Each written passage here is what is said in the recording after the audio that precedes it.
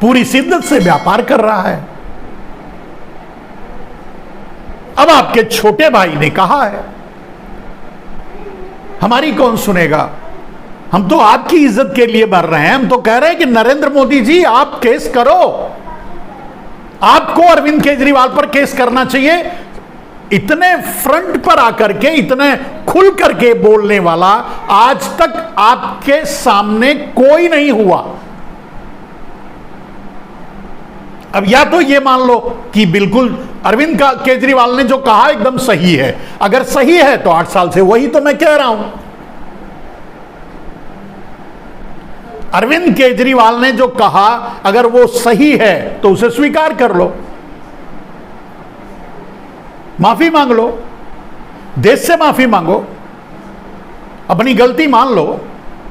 300 लाख करोड़, मैंने ये भी कहा है कि नरेंद्र मोदी अगर चाहें, मतलब आप अगर चाहो तो 10 अडानी 10 दिन में खड़ा कर सकते हो। 300 लाख करोड़ आप दबा के बैठे हो भारत के गरीबों का, भारत के बेचारों का, भारत के मजदूरों का, भारत के किसानों का।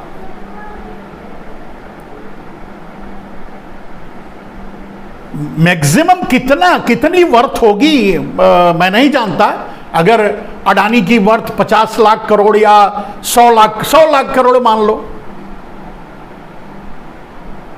अगर अडानी की वर्थ 100 लाख करोड़ भी मान लो, 300 लाख करोड़ आप दबा के बैठे हो, तो 3 अडानी तो कल ही खड़े हो जाएंगे। मैं पहले भी ये कहा था कि अगर देश चुप रहे, कोई ना बोले, तो आप इतने बड़े भ्रष्टाचार क्योंकि आप कर रहे हो तो ये तो आराम से कोई फर्क नहीं पड़ेगा। आज शेयर गिरा है, कल उठ जाएगा। इतना पैसा है जो सेल्स कंपनियों के जरिए, फ्रॉड कंपनियों के जरिए जब आप ला ही सकते हो 300 करोड़। जब विनोद अडानी जैसे चोरों को, मेहुल चोकसी, नीरव मोदी जैसे चोरों को ले जाकर के विदेशों में बसाकर उनको सौंप दिया है, अब उनसे इनडायरेक्टली आप सेल्स कंपनियां बनवा कर ला रहे हो अडानी के जरिए वो पैसा भारत में। तो अडानी कब को गरीब कौन बना सकता है, मतलब अडानी की हैसियत कौन छीन सकता है। अब तो आपको साबित करना पड़ेगा, बोलना पड़ेगा। अरविंद केजरीवाल ने सही कहा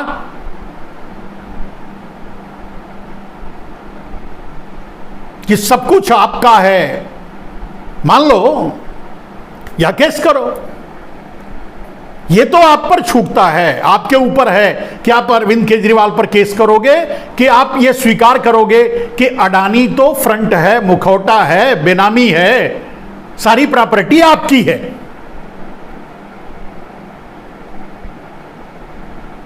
ये आपको तय करना है कि आप क्या करोगे। ये तो आरएसएस को बताना है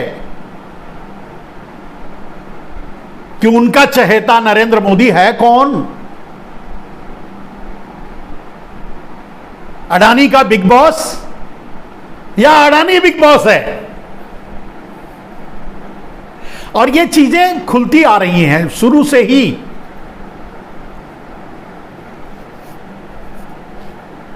ये सामने दिख रहा है। भ्रष्टाचार से लड़ाई लड़ रहे हो या मजाक कर रहे हो, आप लोगों का मजाक उड़ा रहे हो, देश के सिस्टम का मजाक उड़ा रहे हो। आप काले धन के खिलाफ, भ्रष्टाचार के खिलाफ कार्रवाई कर रहे हो। आपका कहना है कितना काला धन लेके आए ये बता दो। अब तक भारत में कितना काला धन आ चुका है। चलिए, सुप्रीम कोर्ट में आप जो बंद लिफाफा दिए हो काले धन के चोरों का, वो खुले में सार्वजनिक कर दो। देश जान तो जाए कि 80%, जो मैं कहता हूं 80% आपके भाई हैं, बीच में भाई लगाने वाले, यानी ललित मोदी, नीरव मोदी, मेहुल चोकसी वगैरह वगैरह वगैरह वगैरह। ये तो देश जान जाए कि देश को लूट करके देश को कंगाल करने वाले यही हैं, इनके ही भाई, आपके भाई, जिनके साथ आप खड़े हो, जिनकी लड़ाई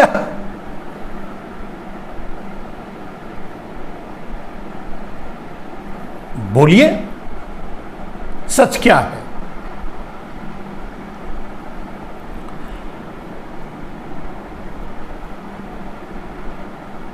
बड़े अगर आप काले धन के, अगर आप भ्रष्टाचार के खिलाफ लड़ रहे हो, ये कहना चाहते हो, राहुल गांधी पर के यहां ईडी भेज करके,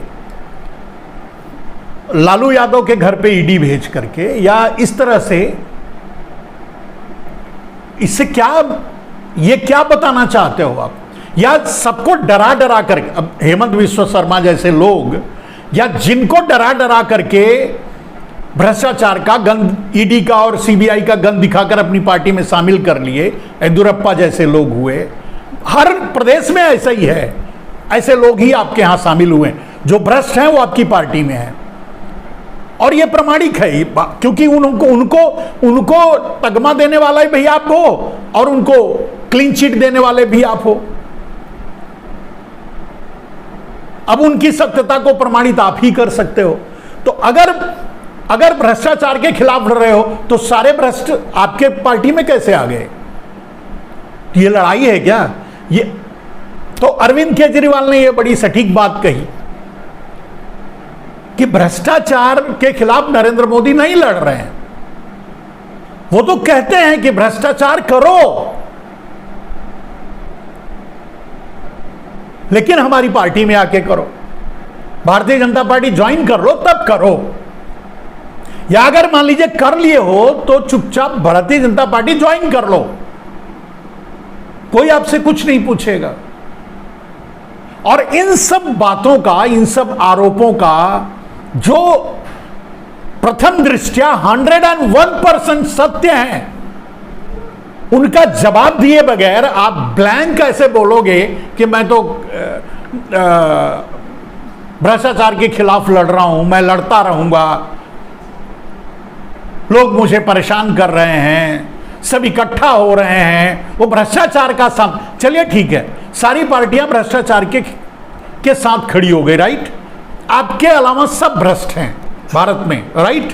मान लेता हूं भारतीय जनता पार्टी और नरेंद्र मोदी के अलावा भारत में सब भ्रष्ट हैं, ओके? यही आप कहना चाहते हो?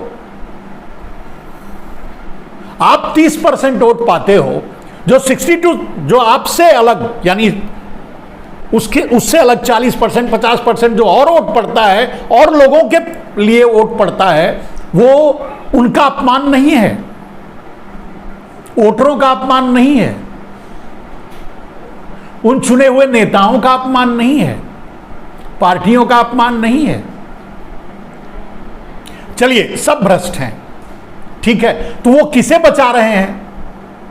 नरेंद्र मोदी जी आज ये थोड़ा सामने लाइए, आपको क्लैरिफाई कीजिए, ऐसे ब्लैंक भाषण दे करके, बेवकूफ बनाने का धंधा छोड़ करके, वो तो इतिहास में आप दर्ज हो ही गए हो, झूठ और भ्रष्टाचार। मैंने पहले ही कहा कि भ्रष्टाचार का आपने राष्ट्रीयकरण कर दिया है, सिर्फ आप कर सकते हो भ्रष्टाचार, आपके साथ कोई रहेगा वो कर सकता है, यानी सरकार सिर्फ भ्रष्टाचार कर सकती है, भ्रष्टाचार का राष्ट्रीयकरण कर दिया, वो तो कर रहे हो। लेकिन ठीक है, अगर सारी पार्टियां भ्रष्ट हैं, सब एक भी हो रही हैं, बचा किसको रही हैं ये तो बताओ? किस अडानी के साथ विपक्ष की पार्टियां खड़ी हैं? किस मोदी के साथ विपक्ष की पार्टियां खड़ी हैं? नीरव मोदी, ललित मोदी, किस मोदी के साथ विपक्ष की पार्टियां खड़ी हैं? किस अडानी के साथ विपक्ष की पार्टियां खड़ी हैं, डिफेंड कर रही हैं, संसद नहीं चलने दे रही हैं? चलिए, और तो प्रमाण छोड़ दीजिए, संसद को ले लीजिए। संसद में आप मांग कर रहे हो कि अडानी की जांच होनी चाहिए, आप बताइए, या ये कह रहे हो कि अडानी भ्रष्ट है ही नहीं, ये कह दीजिए। और अगर सारी विपक्षी पार्टियां एक हो रही हैं भ्रष्टाचार को बचाने के लिए, वो जो जेपीसी की मांग कर रही हैं वो अडानी को बचाने के लिए या फंसाने के लिए, ये बता दो।